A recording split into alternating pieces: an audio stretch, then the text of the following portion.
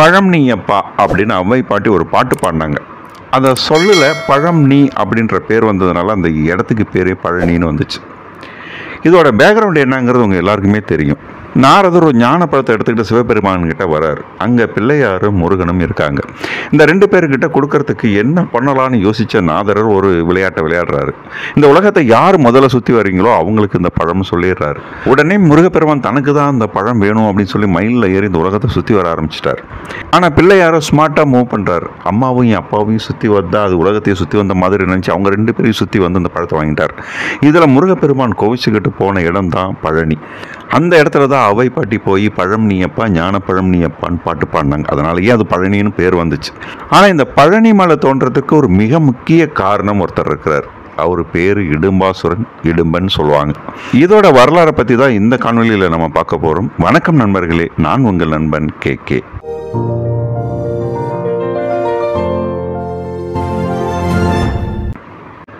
இடும்பாசுரன் அசுரர்களுக்கெல்லாம் வில்வித்தை கற்றுக் கொடுக்குற ஒரு ஆசிரியர். சூரபத்மன், பானுகோபன், கஜமுகாசுரன், சிங்கமுகன் போன்ற இவங்களுக்கு அசுரர்களுக்கெல்லாம் இவர் வில்வித்தை கற்றுக் கொடுத்துருக்கிறார். ஆனால் முருகப்பெருமான் இவங்க எல்லாரையுமே வதம் செஞ்சுருக்கிறார். அதுக்கடுத்து இடும்பனும் அவருடைய மனைவி இடும்பியும் வனவாசம் போகலான்னு காட்டுக்கு போகிறாங்க. அங்கே காட்டுக்கு போகிற இடத்துல திருக்குற்றாலம் அப்படின்ற ஒரு இடத்துல அகத்திய முனிவர் உட்கார்ந்துருக்கிறார். அவரை போய் பார்க்குறார். அகத்திய முனிவர் அதுக்கு அங்கே வந்திருக்கிறார் அப்படின்னா, அகத்திய முனிவர் ஏற்கனவே ஒரு சிவமலையும் சக்தி மலையும் முருகப்பெருமான்கிட்ட தனக்கு வேணும்னு கேட்டு வாங்கி அதை பூசவனம் அப்படின்ற இடத்துல வச்சு பூசை செஞ்சு வந்துட்டு இருந்திருக்கிறார். ஆனால் எதிர்பாராத சில காரணங்களுக்காக அவர் பொதிகை மலைக்கு போக வேண்டிய சூழ்நிலை ஏற்பட்டுச்சு. போகிற வழியில் தான் இந்த திருக்குற்றாலத்தில் அவர் இருக்கிறாரு. அந்த இடத்துல தான் இடும்பன் போய் பார்க்குறான். அகத்திய முனிவரை சந்தித்த இடும்பன் தனக்கு ஒரு ஆசை இருக்குதுன்னு சொல்கிறாரு.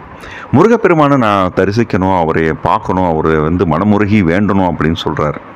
அகத்திய முனிவர் பார்த்துட்டு, இது தாண்டா சரியான சமயம், இப்படிப்பட்ட ஒரு ஆளை தான் நான் தேடிக்கிட்டு இருக்கேன், அந்த 2 சிவமலையும் சக்தி மலையும் அங்கே இருக்கே, அதை தூக்கிட்டு எப்படி பொதிகை மலை போகிறதுன்னு யோசிச்சுட்டு இருந்தேன், அதை தூக்கிட்டு வரதுக்கு சரியான ஒரு ஆள் இவன் தான் அப்படின்னு முடிவு பண்ண அகத்திய முனிவர் அதை அப்படியே சொல்கிறார். நீ நேராக பூசவனத்துக்கு போ, அங்கே சிவமலையும் சக்தி மலையும் இருக்கும், அதை தூக்கிட்டு பொதிகை மலைக்கு வந்துரு, அதுக்கப்புறம் உனக்கு அந்த அருள் கிடைக்கும் அப்படின்னு சொல்கிறார். அகத்திய முனிவர் சொன்ன உடனே நேராக பூசவனத்துக்கு போகிறாங்க 2 பேருமே. அங்கே 2 மலையும் இருக்குது. ஆனால் அதை தூக்கிறதுக்கு வலிமை வேணும்ல. உடனே சிவபெருமானை நோக்கி தவம் இருக்கிறார். அந்த நேரத்தில் தான் அங்கே ஒரு கம்பு வருது. ஆனால் சுற்றிலும் நாகப்பாம்புகளும் வருது.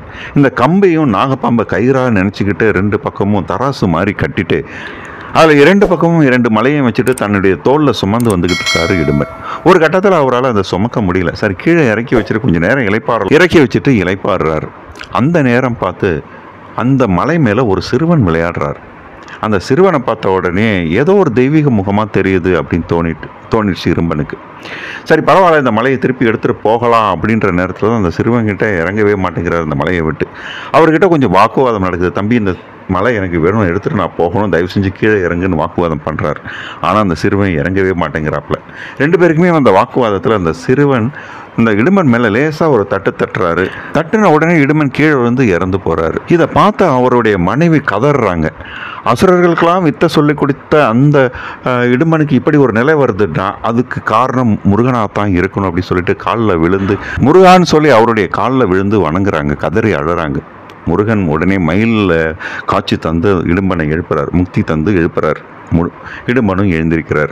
இப்போ முருகப்பெருமான் சொல்கிறாரு இடும்பன் கிட்ட, நீ இங்கேயே இரு, பழனி மலைக்கு என்னை தரிசிக்க வர்றவங்க நீ எப்படி வந்தியோ, காவடி மாதிரி எடுத்துகிட்டு வந்தியோ, அது மாதிரி தனக்கான வழிபாட்டு பொருட்களை எல்லாம் அந்த காவடியில் எடுத்துகிட்டு வந்து முதல்ல உன்னை சந்திக்கட்டும், பிறகு தன்னை வணங்க வேண்டும் அப்படின்னு கட்டளையிடுறார். அதுபடியே பழனி மலைக்கு காவடி எடுத்து முருகனை வணங்க போகிறவங்க முதலில் இடும்பனை வணங்கி விட்டு அதுக்கப்புறம் முருகப்பெருமானை வணங்க போகிறதா ஒரு ஐதீகம் உண்டு. இப்படி தான் இந்த தல வரலாறு சொல்லப்படுது. நன்றி, வணக்கம். மீண்டும் அடுத்த காணொளியில் சந்திப்போம்.